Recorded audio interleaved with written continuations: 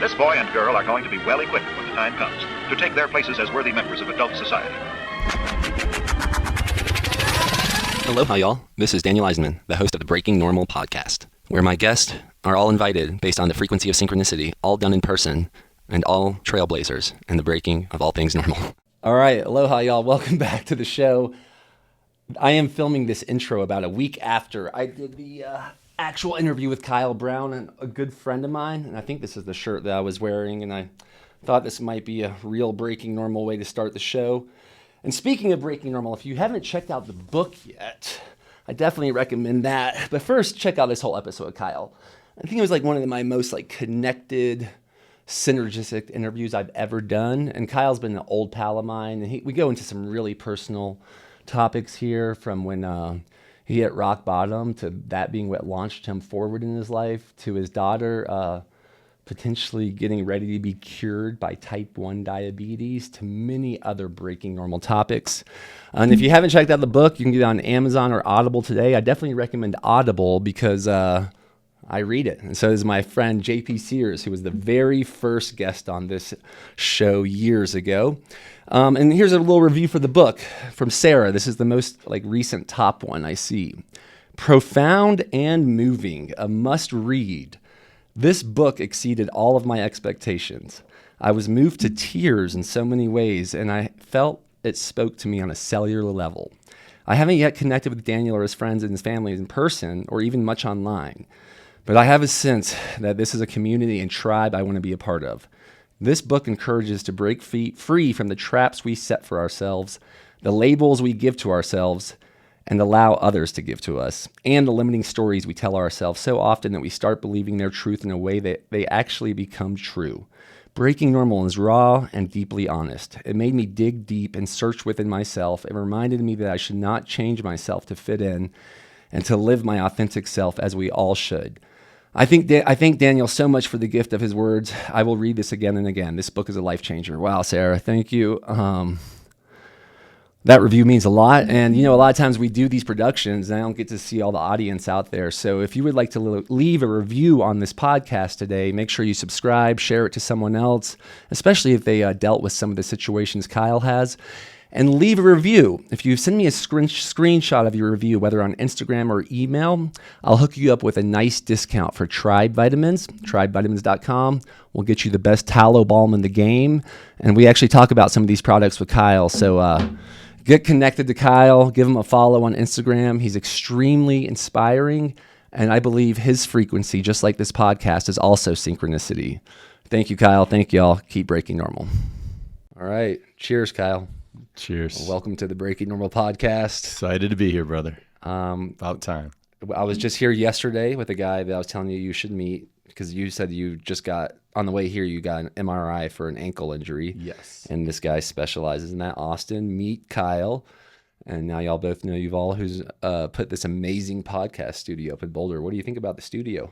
This is next level. I have so much love and respect for people who go all in on their dreams. And, if you're going to do it right. It's beautiful. Nice. And I'm so excited to explore some of the ways you're breaking normal, which seems to be pretty infinite. And before we start there, how do we know each other? How would you describe that? Well, I would say serendipitously. I was in Whole Foods. I was sampling our meal replacement shakes called Fit 365 that I used to have back in the day. We had for about 17 years. And all of a sudden, these two incredible, actually 3 brothers came up. All 3 of you, I think, were there at the time. And came up to us over at Whole Foods and came by, tried it, and we just started chatting natural health. And there was so much energy, electricity, authenticity, and passion. And I was buzzing. It was a pretty slow day in that Whole Foods Encinitas back in the day, and that was the Seaside Market. No, we went through this. We did, before. yeah. I thought it was Seaside Market, but we may have met there before or ran into each other. But it was right actually afterwards. old Whole Foods, Lazy Acres, in downtown Encinitas. Which where Austin is from as well, which is kind of the previous guest. That's so wild. You mentioned serendipity. The schedule for the podcast is synchronicity. So, what's the difference?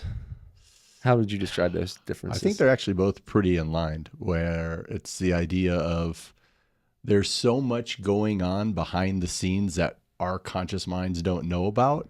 And all we have to do is slow down, breathe, pay attention, and just start realizing, wow, all these things that are bringing us together is amazing. Like you and I have had multiple, even the idea of where, when you were in the entrepreneurial house and I get connected to Matt and Steph, and you happen to be living in a place that I could see out of my back door after I'd reached out to you from San Diego, said, where do I move? Like there's just these beautiful moments that if you pause and reflect for a minute, you just sit back and go, okay, somebody's pulling some strings back here. This is pretty cool.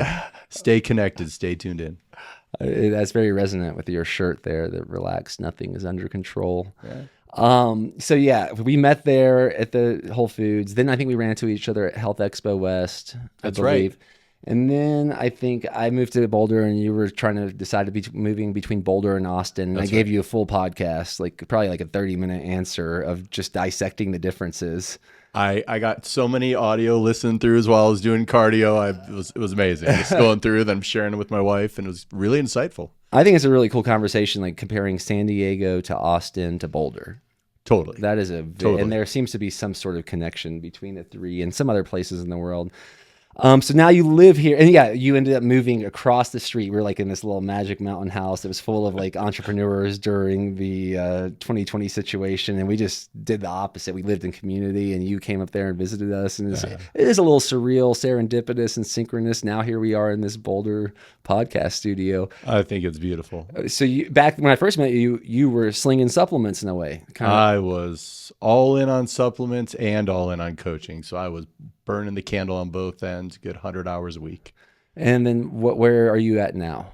What's going on with your life? What are you relaxing into, breathing into? Right now, I'm all in on my coaching, which is Rapid Harmony, which is all about taking these high-achieving, conscious entrepreneurs with big missions and guiding them through self-mastery, through mind-body-spirit connection. And it's been such a joy. And I set a vision for myself where I want to be living a life where I don't know if I'm working or I'm playing. When I'm like that and following my own enthusiasm, I don't get tired. I don't get burnt out from work. I don't dread Mondays. And I'm living that dream right now. It's really quite beautiful. Well, one of the ways we've got to reconnect in Boulder is through your Rapid Harmony meetups. Yeah. So I created a local community called Colorado Rooted Entrepreneurs, because when I moved here, I was like, all right, I'm moving in the middle of the pandemic. There are so many people who are afraid to even wave and say hello, thinking they're going to catch something from me. So I was like, Sarah, my wife, I'm like, hey, what am I doing? I'm going to Costco.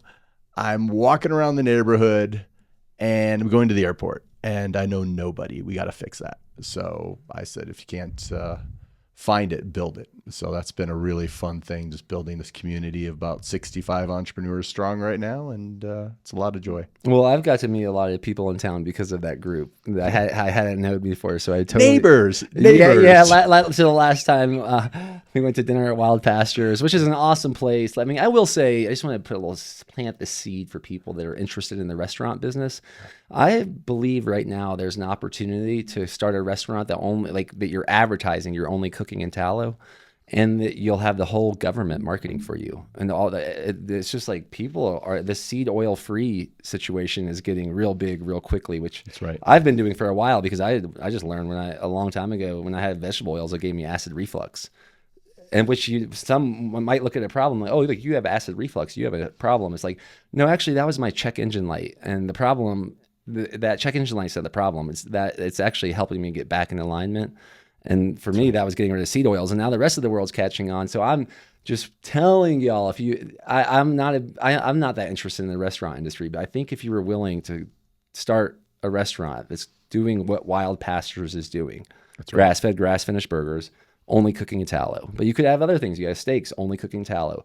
You're going to have a successful business. That's my opinion right now. Unquestionably. I'm so happy that the things that we used to get burned at the stake for are now becoming mainstream.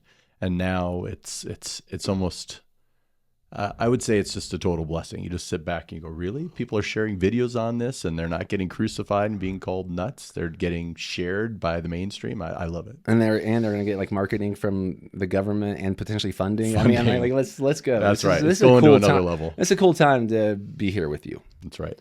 And everything that's Full going circle. on. You mentioned like, people were looking at you like they could catch something from you. What is it that people could catch from you? I would say inspiration, creativity, desire to be a better version of themselves. That's what they could catch from me. What they fear is typically the unknown.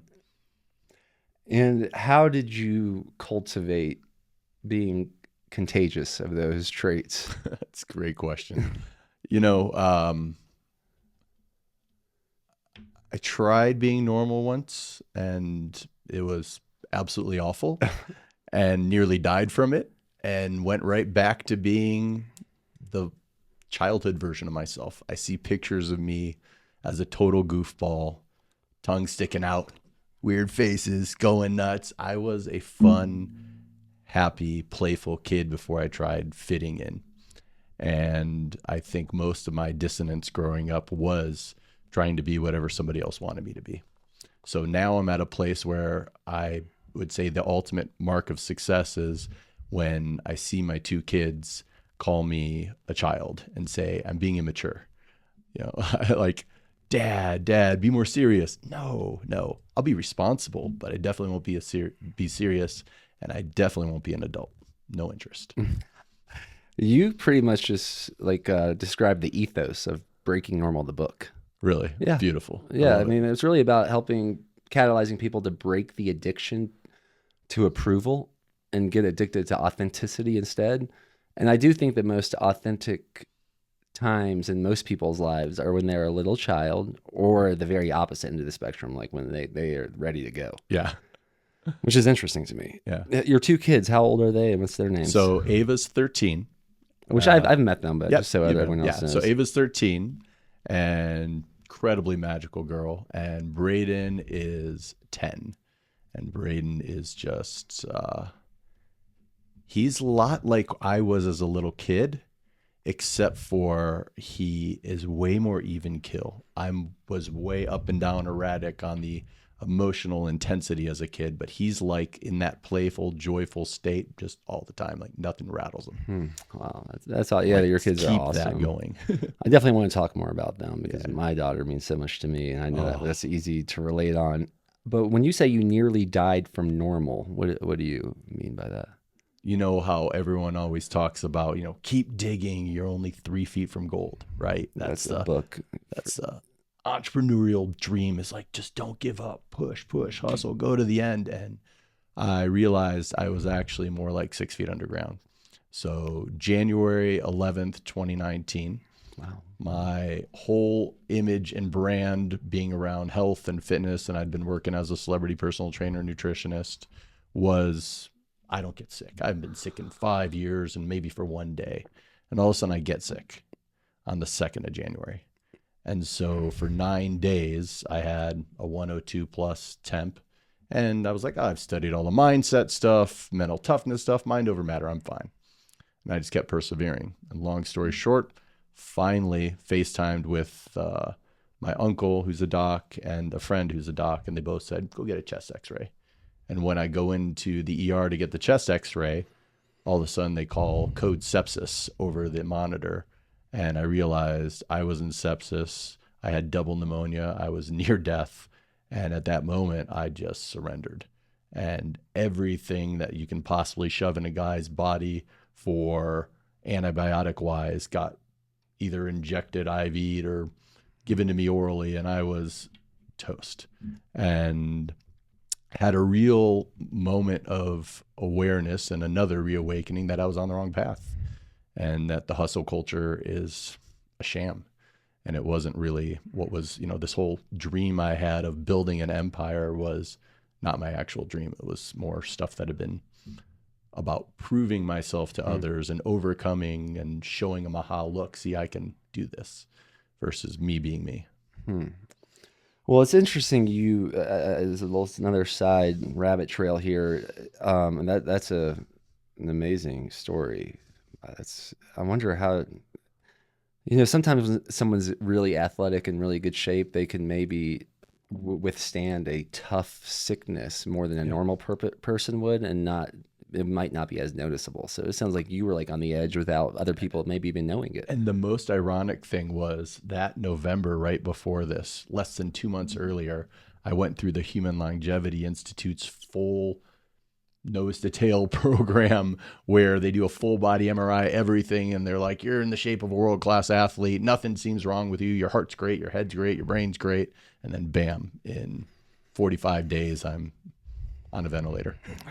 So you were actually on a ventilator? Mm-hmm. Wow. All right. So I don't know if you ever got to meet my friend Jeff and Jocelyn. Jeff's been on the podcast. He has five kids. Wow. No, not yet. So they moved to San Diego. Yeah. Okay. And he is getting out of the emergency room today because he broke his ankle, 3 screws put in there, staph infection in the bone from the screws. And now but he's being discharged today. Okay. So, and he is like, he's kind of like us. He is almost like like body wise, like a hybrid of us. He's really fit, really healthy. But he's been on IV antibiotics like for a lot of this time. And I'm just thinking, I want to throw a shout out and a prayer to Jeff. Yeah. And do you have anything to maybe help him or someone else in a situation to recover from this? Because that, you said you were toast. Like IV antibiotics consistently seems a little taxing. Unquestionably. And for my personal situation, it forced me into a very feminine energy for a very long time, and it just shut off anything divinely or wounded masculine. I had no fire to work out, and it took me forever to recover. But when people are going through a tremendous amount of antibiotics and any type of extreme recovery, I think it's the patience game, which is one of the hardest things for a type A, is to really learn patience and allow yourself time to heal, to meditate, to rest. And the best thing you can possibly do, which I learned really young from my dad when he broke his neck, is laugh your ass off and watch a ton of comedy. Like, laughter is the best medicine, hands down. It's we'll call that the proest of probiotics. That is, it made me think of a few things. First of all, I never thought about patient and patience, like being a patient and never thought about that until you just said that. And then I made me think about like Dr. Doolittle, or not Doolittle, what is it called? What's the Patch Adams? Patch Adams. Yeah, Patch Adams. And I think I remember also hearing from a friend. Yeah, it was a friend in Austin who I'd interviewed, Craig Summers. Did you ever run across him? Not yet. His house burned down, and he just lost everything. And he told me what he did. He just watched comedy, stand-up comedy all night and felt great. Beautiful. I remember him telling me, I was like, wow, so your house was burning and you were just laughing your ass off and you're like a friend's basement watching comedy. That's a interesting breaking normal strategy. The main core value I have in my business, I call 400 laughs, because I saw statistics that said the average child laughs about 400 times a day and the average adult laughs 4. And I was like, there you go. That's everything you need to know in one thing. So it's any goal that anyone has or thing that they're feeling like they're lacking or trying to attain when they come to me for coaching, I'll really tune into like, are you magnetic or not? And, you're a magnetic guy. You're walking around, you got a big old smile on your face. It's real. You're not faking it to try to be like, hey, let me just like try to look a certain way. It's just, it beams from you, and that's magnetic, and that attracts what you want. The idea of if a goal for me, I think it sounds like very aligned with yours, is to be the oldest child. I love it. If I had a life goal 50 years from now, I just want to be the oldest child anyone knows. That's so good. So good. Yeah. And that goes for what? For how you move, how you think, how you play, how you act, how you respond. Right. I see so many people that will take their kids to a park, like when I was little, and they would sit there and they'd be putting up a FaceTime, or a Facebook post about not having enough time to work out. Like, you're right there at the park with your kid. I get most of my workouts at the park with Davina, especially for like the ages 2 through 5. It's like, oh, let's please go to the playground. I'm going to do my pull-ups and dips and push-ups right there outside. Done. Because you can keep up with her, right? And if you can keep up with her, there's your workout. Oh man, these are all some amazing points. I feel like I could go anywhere or everywhere, but the time is ticking as usual. Is there anything you want to make sure that we address today before I take us down any other rabbit trails? I am totally open to any rabbit hole you want to go through today. I think those are just going to be fun, and let's let it be guided by the same energy that brought us together as friends. Well, I'm thinking I had a quick chat with my friend Rafe Kelly. Have you met this guy? I'm going to say not yet. He's again. also been on the podcast. Definitely got to meet him. Nice.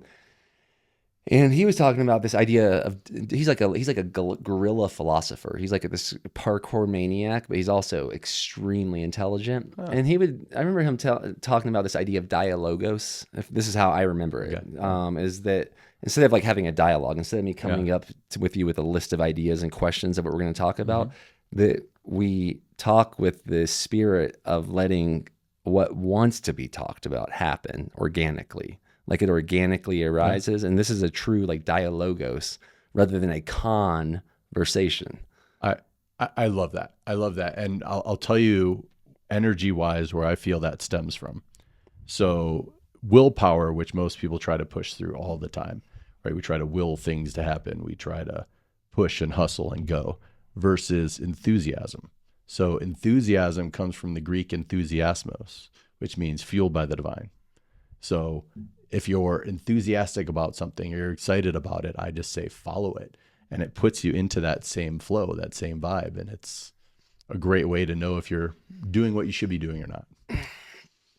All right. So I had a other conversation with my friend that gave me a ride today about the idea of how sad, let me know what comes up for you, but how sad of a path it might be to aim for happiness. Like if happiness is the main goal, I feel like that can make it more fleeting. And we were just like talking about this idea, and where I was thinking like something like effectiveness or enthusiasm to me is a much better goal because it's more of like an essence or a pattern of actions that I'm doing every day, rather than this like fleeting feeling. This sometimes comes and goes. Right. It's as ridiculous to me as the idea of like I'm focused on being a particular scale weight, right? Like, no, you should focus on who am I becoming? How am I acting? How am I being in the world? Most of this is just stuff that's dirt that's on top of us that we just need to wash off so we can just shine as the little kid versions of ourselves, right? And if we're shining as the little kid versions of ourselves, don't you think happiness would be a pretty normal state? Right? Versus if you're saying, I wish I was happy, then what are you? It's the same thing as what I used to say, which was success is right at my fingertips, which means, right, success is right at my fingertips. It's exactly right. It's going to stay right there. And I want to be happy. So yes, you want to be happy. Congratulations.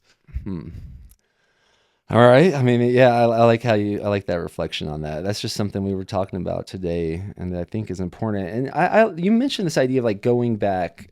And because, if someone's goal is to be the oldest child, and you went back and saw pictures of yourself, do you have like strategies, or like what if someone is listening to this and they're like, wow, I think I was a goofy kid, like I was real goofy and silly and out of control when I was a child, and now they feel so serious or stuck in a pattern. Is that a practice? Do you encourage people to go back and look at old photos? Do you have practices around making this more of a reality? Unquestionably. And I'll give some practices, and I'll start first with what sparked this within me. So back in the day where image was everything for me, and I was so worried about the outside public perception, what really kickstarted this was when you have kids. And I remember one exact moment. I'm in La Jolla. I'm at Sushi on the Rock, if you remember, sushi place out there. I know La Jolla. I don't know the sushi place. Okay, so I'm at a sushi restaurant. La Jolla, right? So I'm just picturing Big Rock imagine or Bird Rock area. Fancy, affluent area, overlooking the ocean, having sushi, and I get handed my wife's diaper bag, which is zebra stripe with some pink on it. And I was like, oh God, I don't want to be holding this and seeing with that. And I'm holding my daughter and I'm wearing khakis and I just come from a stand-up comedy class. But for some reason, I still wasn't embodying it. I was being all serious. And what does my daughter do? She made sure that everybody knew that her diaper wasn't on right. All over my khakis.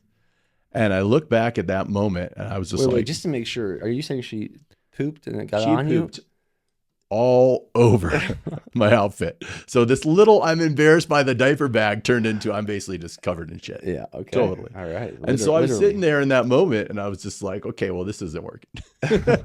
not this whole I need to put up a facade thing. Like it's time to shift that. So what I think is the best practice you can do if you want to go back and look at, okay, not was I a goofy kid, but can I embody the goofy kid within me, is really first just to sit back and go with some cartoons, maybe from when you're a child. Go watch something that's energetic and playful, and you can watch how these kids interact. Everything is new and they're present and they're in the moment. It's one of the higher levels of spiritual awareness that you can possibly have, right? If you look at the video, if you want to go see this in action, go watch the movie of the Dalai Lama meeting Desmond Tutu. And it looks like two little kids meeting in a sandbox. They're smiling, they're laughing, they're giggling, and they're old men. And it's because they stay in this oldest child in the room energy. And they understand the cosmic joke that a lot of what we take so serious is meaningless. Mm-hmm. So what I do specifically with clients is I focus on what I call the microscope and the telescope. If you're looking really deeply into details and semantics and logistics, which can be very valuable when you're setting up, structure and systems in your life and your business, but you're staying there all the time, you're not in a childlike state. So you want to pull back like you're looking through a telescope, and it will take the seriousness and the pressure off, and it will get you more childlike. I like that. The telescope versus the microscope. You brought up a question, because sometimes I think questions are the answers. Like questions don't need to, like just by asking them, that is the answer. And one of those questions that I've asked for a long time, and I still don't know, I don't know the answer, and I think that's a good thing, is what is more pure than play? I'm happy you haven't found the answer to that, 'cause I don't think there is. And I see it. I see it in my daughter, like the sandbox, two kids meeting in the sandbox metaphor. That's beautiful. Yeah. That's as pure as it gets. And I think people need to integrate these things into their schedule. If it's worth doing, it's worth scheduling, and you're trying to get structure and everything together so that you're not in this state of like, I wish I could do this, but I have this meeting. They need to actually put this stuff into their schedule. So it becomes habit, like a ritual. So one of mine that happens typically is my son gets home from school, and what's one of the first things I do is we'll go downstairs and we'll play some ping pong.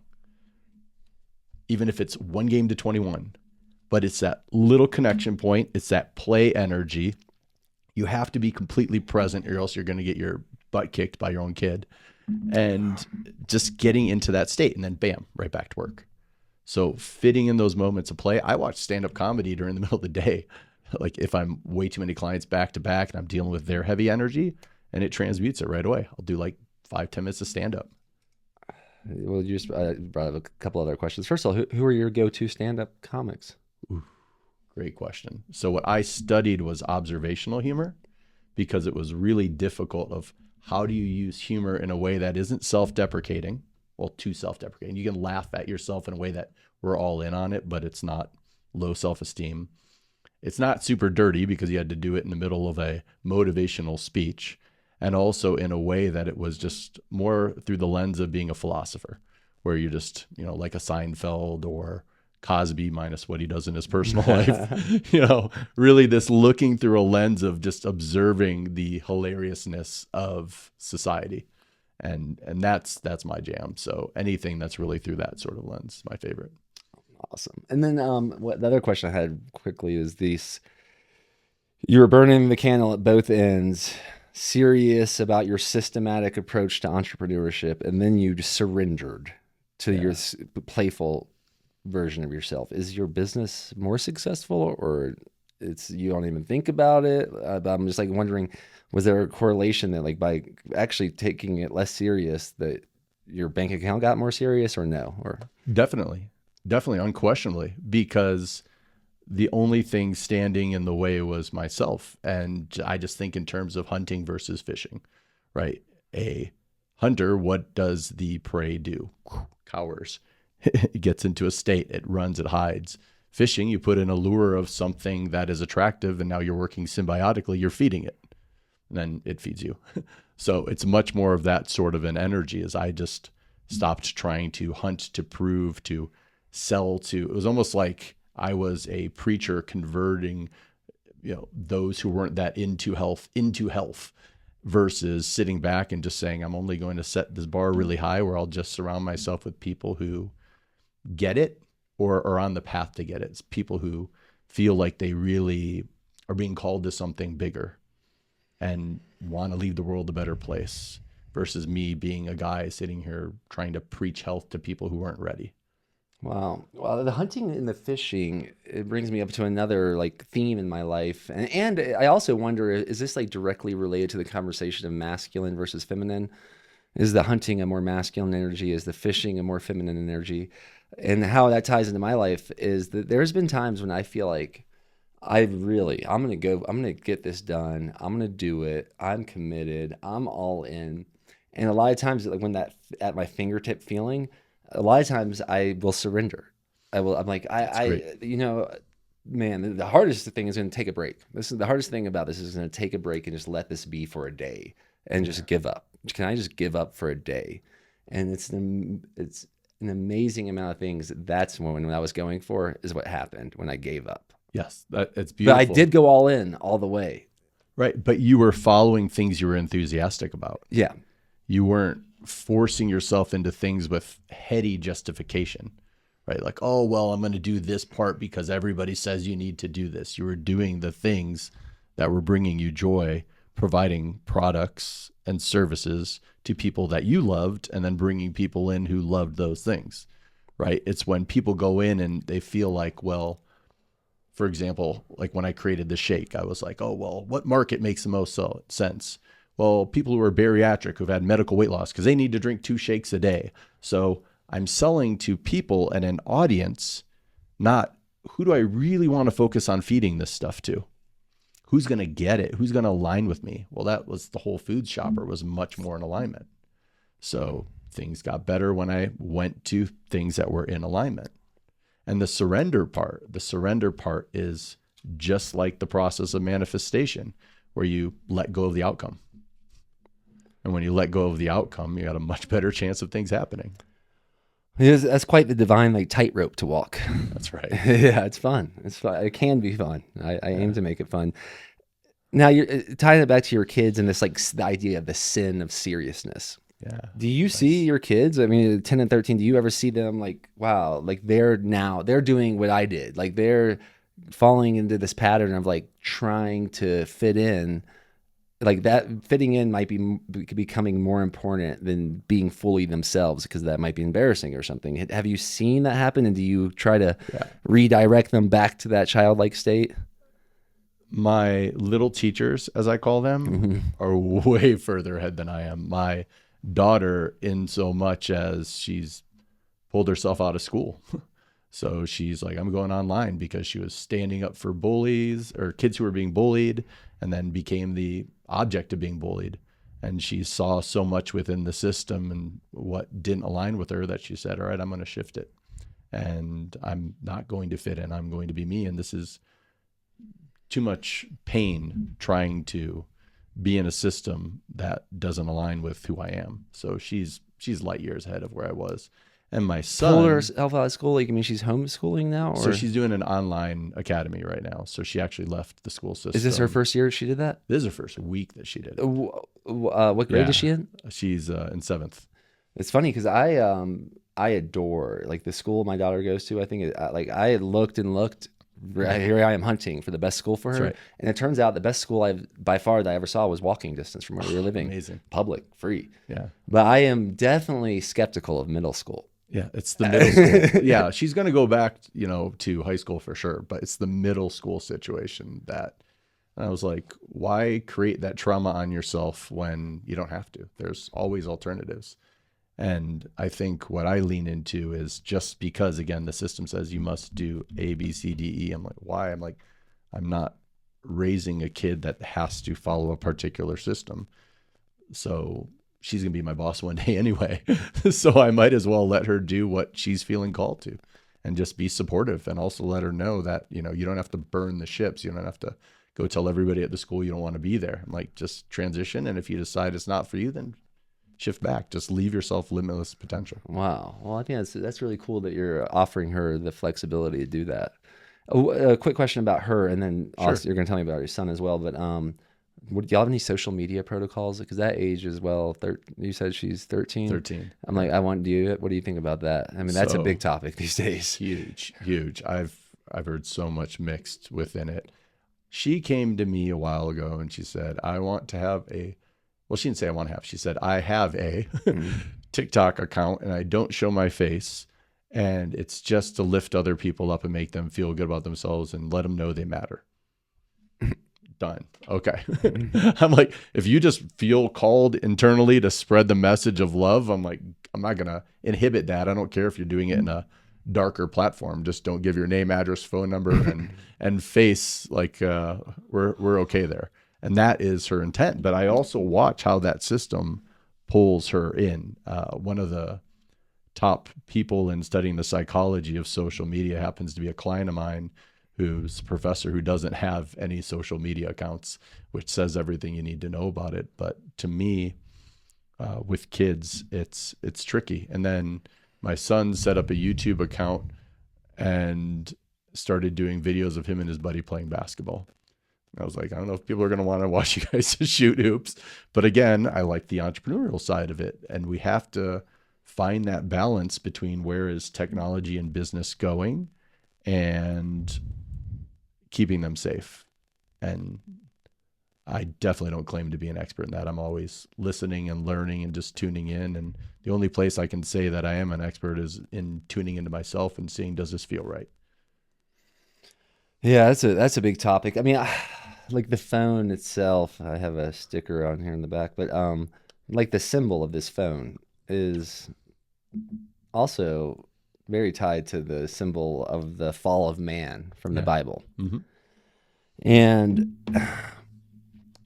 it's, if I had to guess how like the devil, let's say the idea of the devil or the devil works, it's like in a, by flipping reality. It's like an enantiomer of reality. It's like the mirror version of reality. Like even the word devil is lived backwards. Mm-hmm. Evil is lived backwards. Mm-hmm. I even heard like COVID was like a Hebrew word, divak, that means like divisiveness. Anyways, sure. So I see this phone that is claiming that is connecting the world more than ever. Right. That's what the idea is. So the idea is that's not the take of it. And that's a tough pill to even consider swallowing. That like, yeah, and here's a real convicting idea for me. Without the phone and FaceTime abilities, I don't know if I would be living in Colorado. I would probably be living in Georgia, where I could be next to my family as easy as possible. But this phone is making me feel connected to my family. That's right. It's my daughter got me on this one. This was she took this to a level that spun me in a circle. We were driving one day and she goes, "Dad, what's more important, nature or technology?" And I was like, "Duh, nature." And she goes, "Well, without technology, I'd be dead." And it's because she's a type 1 diabetic, and the invention of exogenous, synthetic insulin's what's keeping her alive. And spun me for a loop right there, because I was like, of course, nature, everything is nature. And, technology has led to so many problems, but you know what? Technology has actually created some incredible things. I know right now, if we hopped in a time machine and we went to like 1406, we'd be like, man, everybody just smells horrible. You all need a shower. This is terrible. We'd be, we'd think that we're a little bit more open to the wild, but they'd have a whole nother level that would, be like, where's the plumbing? So I think, I think it's finding the harmony that works for you individually. And again, it's the intentions and devotions. So for me, being part of a shamanic lineage, every morning I have those first 2 sacred hours that are mine. 2 hours every morning? 2 hours every morning. Do you wake up at the same time, or is it just right when you wake up 2 hours? 5:28. You which wake is up. love frequency. Wow, I've been waking up like 5:28 to like 5:46. Really? It seems like. No kidding. What time do you go to bed? Yeah, 9:30. I've been doing like 9:30 to 10. Yeah, my kids typically are in bed, after me. So. And so, what do you do these first 2 hours? So I have a whole lot of different shamanic rituals that I will do to really cleanse energy, focus on gratitude for everything going on the particular day. And then I'll use that time to meditate, to lift weights, train, to watch some funny things on TV while I'm lifting weights. I love this theme of watching funny things. Yeah, I'll make sure I'm watching funny things while I'm lifting weights. I'm like, when you've lifted weights since you're 6 and I'm 47 now, it's like, I don't need to really focus in on my mechanics. It's second nature. So I'll watch something funny.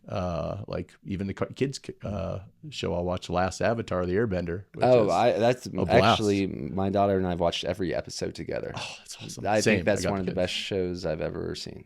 That is my favorite show to introduce to my kids, hands down.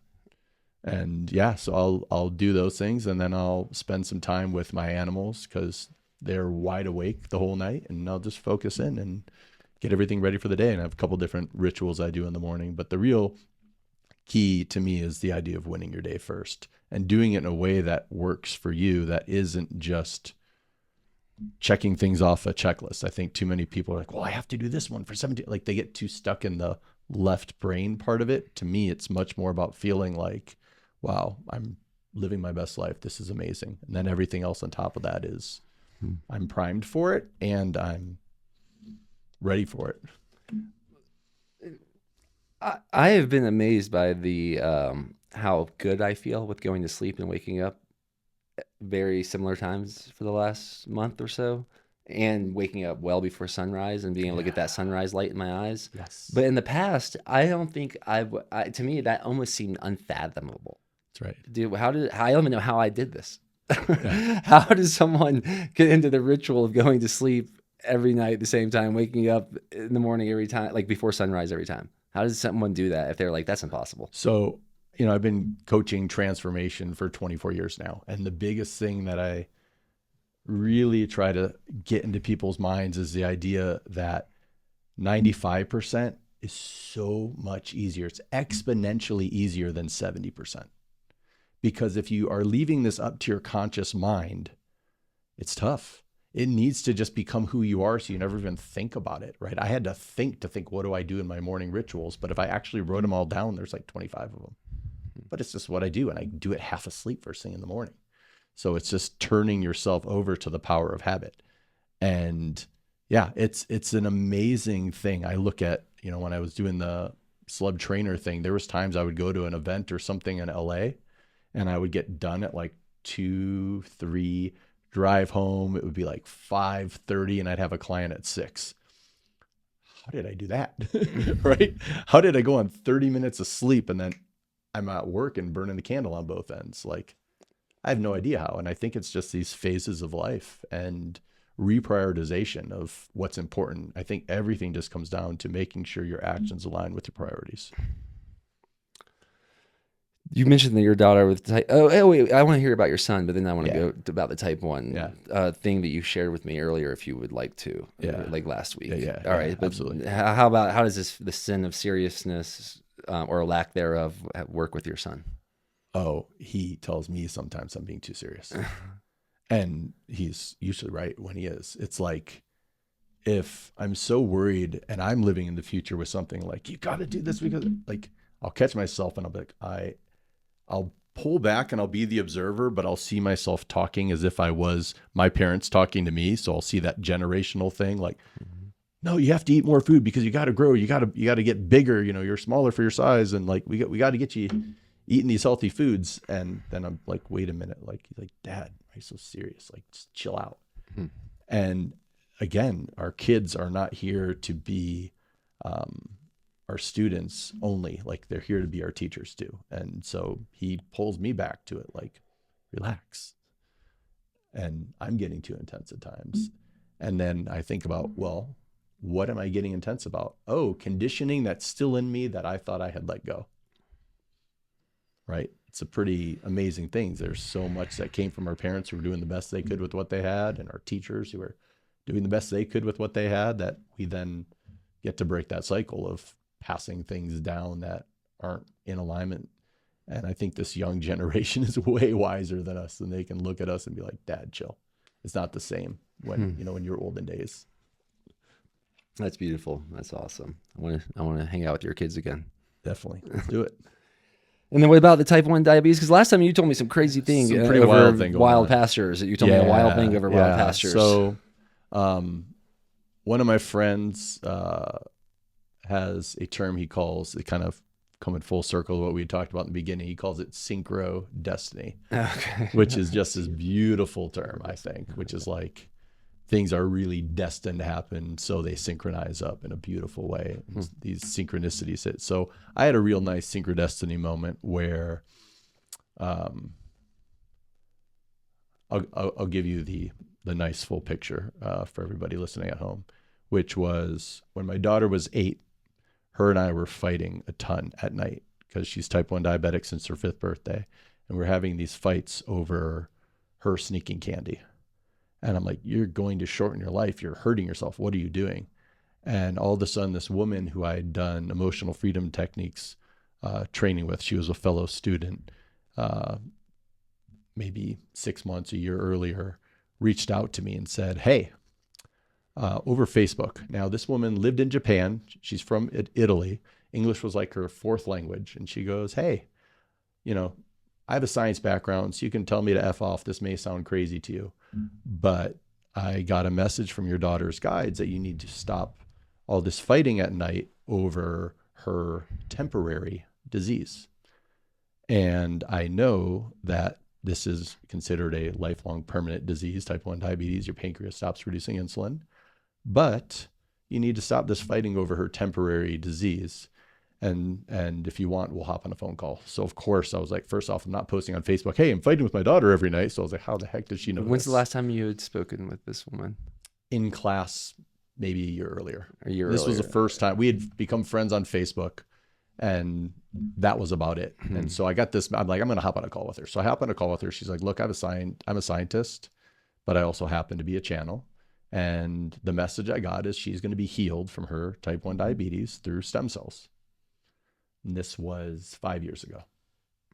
So a few months ago, I get this beautiful phone call for an opportunity from somebody I know who, short version is, she is on a healing protocol right now, utilizing V-cell stem cells and quantum lasers to help reawaken and reheal her pancreas.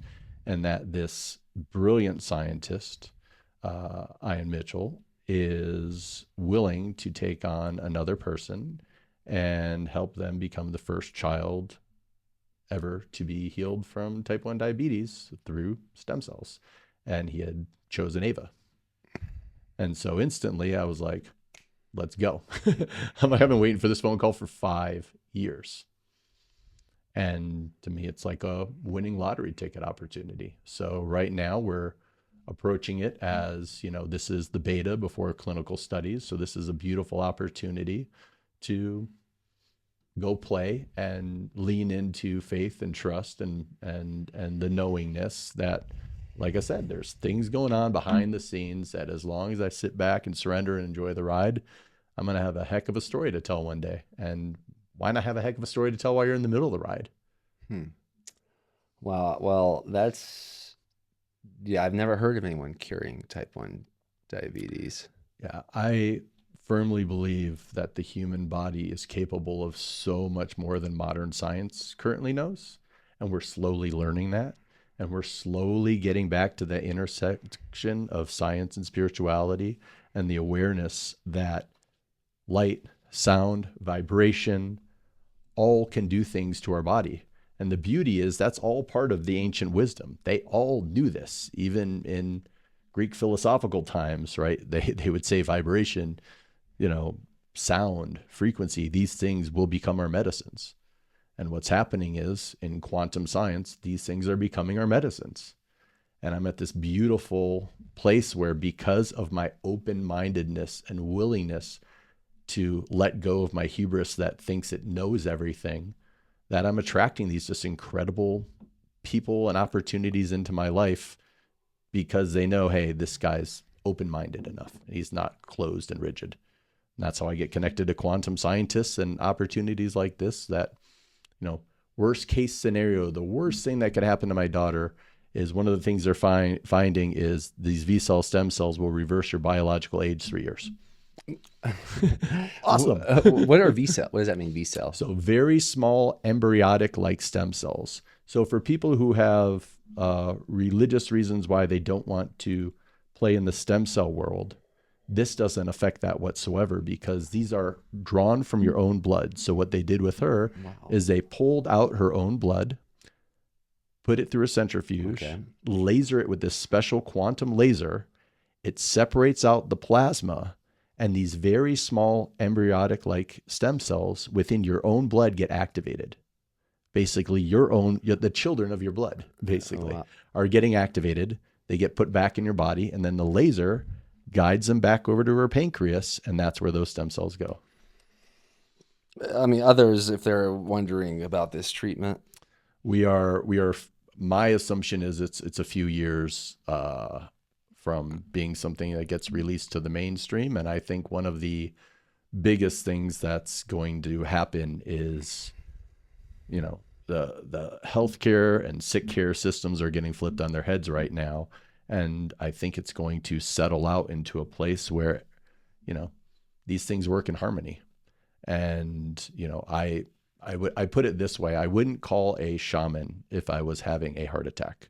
I would say, thank God we have an emergency room and that these guys are trained. So it's finding harmony between allopathic medicine, natural medicine, and finding where everything fits in. Just like, with your friend who's, having this operation. Like, there's beauties of this modern science that can take us to levels that we never could before, and we can live longer and physically more vibrant than we could as long as we're incorporating in the natural tools like you and I do on a daily basis. Wow. Well, thank you, and I'm excited for you. That's just ridiculous. Am I understanding that you're saying that the lady told you that 5 years prior? So 5 years prior, this woman had told me that stem cells will be what heals my daughter's type 1. I waited 5 years, and then a separate woman who I know who got type 1 when she was 7. She's 41 now, and she actually went blind from type 1. She's the one who's going through the procedure and reached out to me. Then I let everybody in on the pieces that they didn't know, and they were just amazed of, knowing that there's a lot of cool things bringing us all together. Do you believe there's something that causes type 1? It's a great question. I don't know what's causing type 1. When I, again, go from the telescope or goes from the microscope into the telescope view of just causing anything right now, dis-ease, I look at it through a lens of what are we doing through to our nature, to our ecosystem, to our environment that is poisoning it, that is making it not operate in a way that creates symbiosis. And to me, there's been a lot of the ends justify the means philosophy, meaning the ends are my groupthink business entity makes more money. And we're looking at these two-dimensional metrics like, look, we've got more profit, everybody's happy. But the means have been disregarding the health of nature, the health of, of our children, the health of our animals, and we've created what you could call a polluted fish tank. And then we're all swimming around in this polluted fish tank wondering what caused this. I'm like, well, let's stop polluting the fish tank. And if we got clean water, air, food, I think a lot of these things would not be the way they are right now.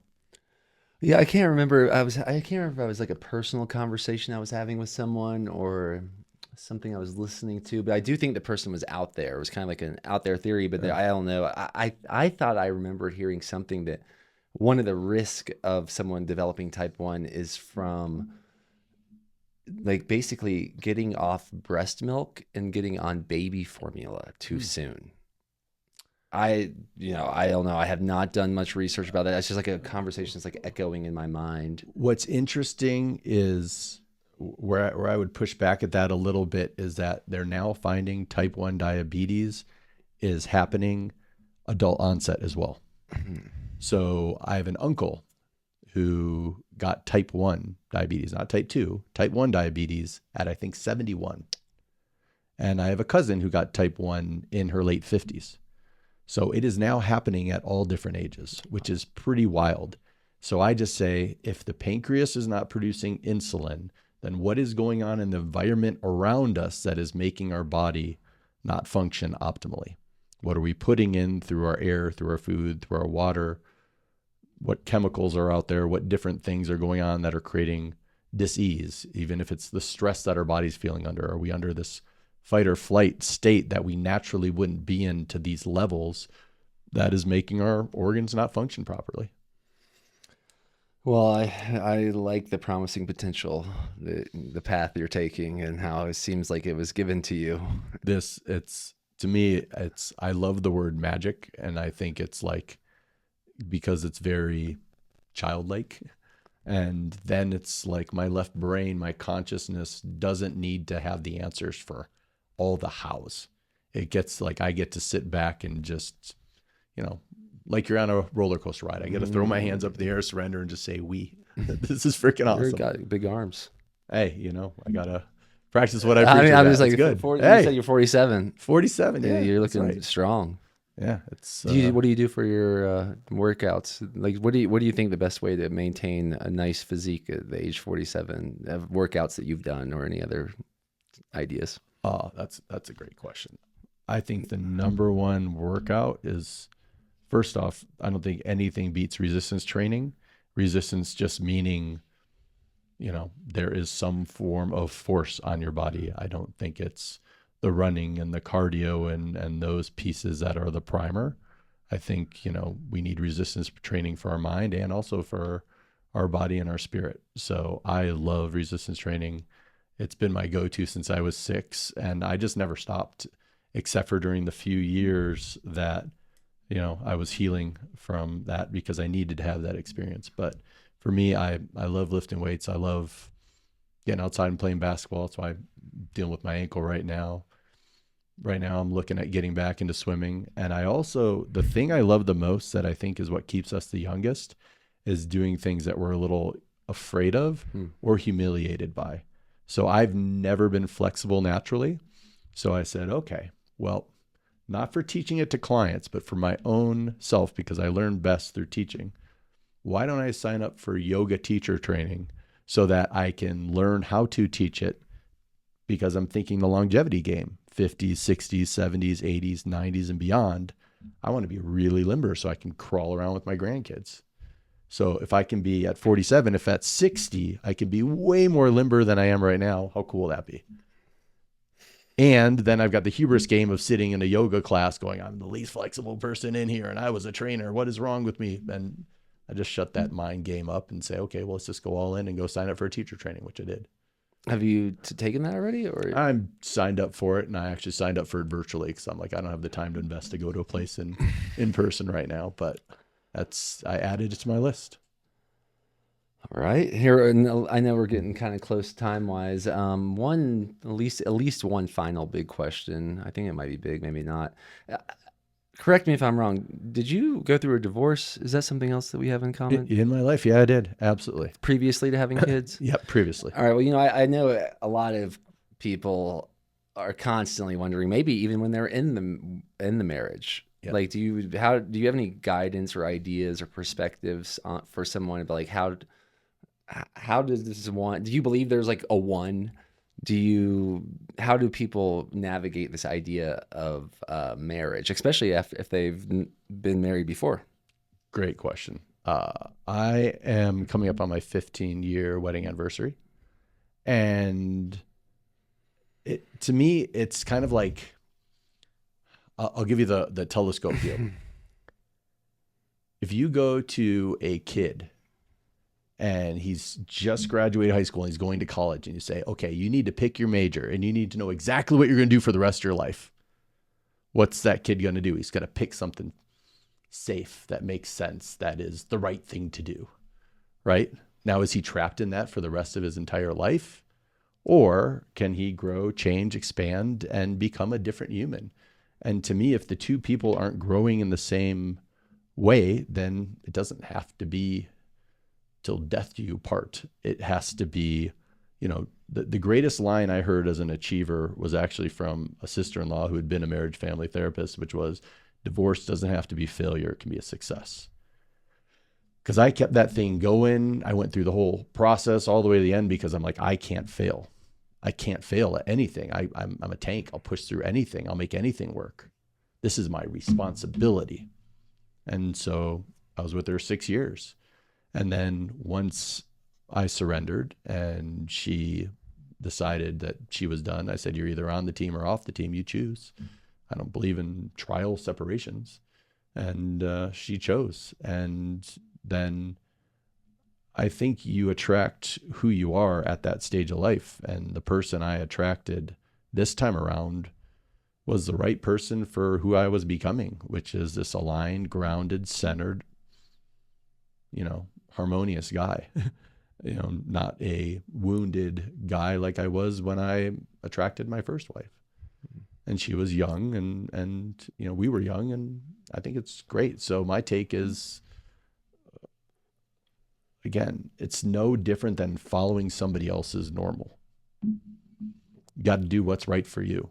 And I've coached so many people through I'm coaching a bunch of people right now through really how can you make this, especially if you have kids together, how can you make this as conscious as possible? Yes, it takes two people to come to the table, but how can you do this where you don't have that heavy, heavy hatred in your heart?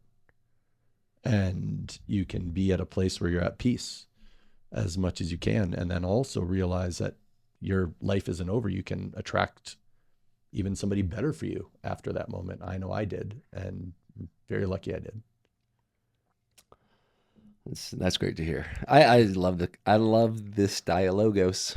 It's awesome. Maybe it wasn't in conversation. Maybe it was a dialogos. You have any questions for me? How do people find you? Anything else you want to make sure you say? Yeah, first thing I just want to say is thank you.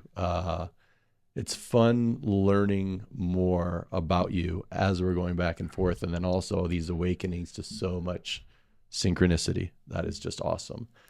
Best way for anybody who's watching this that wants to reach out is have your people call my people. Yeah, everything I have is under Kyle Emanuel Brown on social media. And my business is Rapid Harmony, so it's rapidharmony.com. Awesome. Any questions for me? Yeah, I've got one for you. Okay. I've got one for you. I've had plenty of people I ask, any questions for me? They're like, no. I'm like, okay, it's fine. I'm okay with that too. But I have one for you, which is, I know in your life and in your journey, again, the benefit that we didn't just meet today, you have overcome so much in the form of changing your identity, right? The person you were when you and I met back in Encinitas, when you were part of Raw Bras, is a totally different guy, but also in many ways still the same. So how have you found in this new version of yourself a way to stay grounded and playful despite anything that's gone on from that time till now? Wow, that's a good question.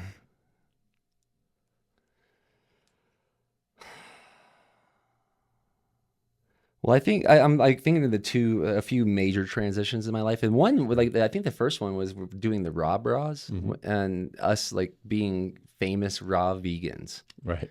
And then, and then my younger brother eating, he's like, I can't do this anymore. He was becoming a state champion swimmer, and he's he wanted to start eating eggs and all these, and we were like, oh my God. So what are we gonna do? You're gonna. We never thought we're gonna hide this. We're we got if you eat an egg, we're gonna have to tell everybody tomorrow. And I think during that time it was very easy to stay authentic to myself because my brothers Like that's why we were doing what we were doing. Right. And it would be that the repercussions, like the backlash from the vegan religion, Yeah.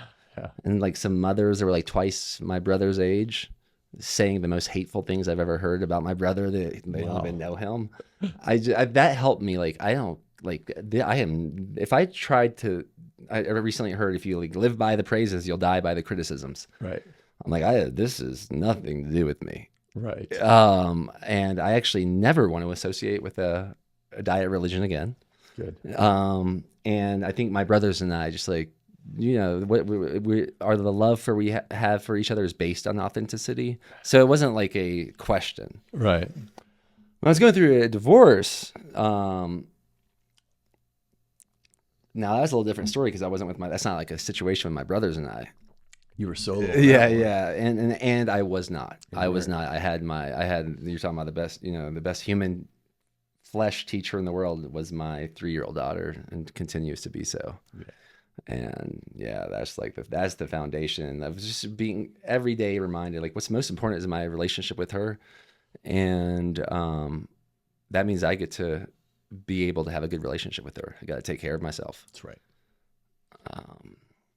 So I think, it's basically a support from others.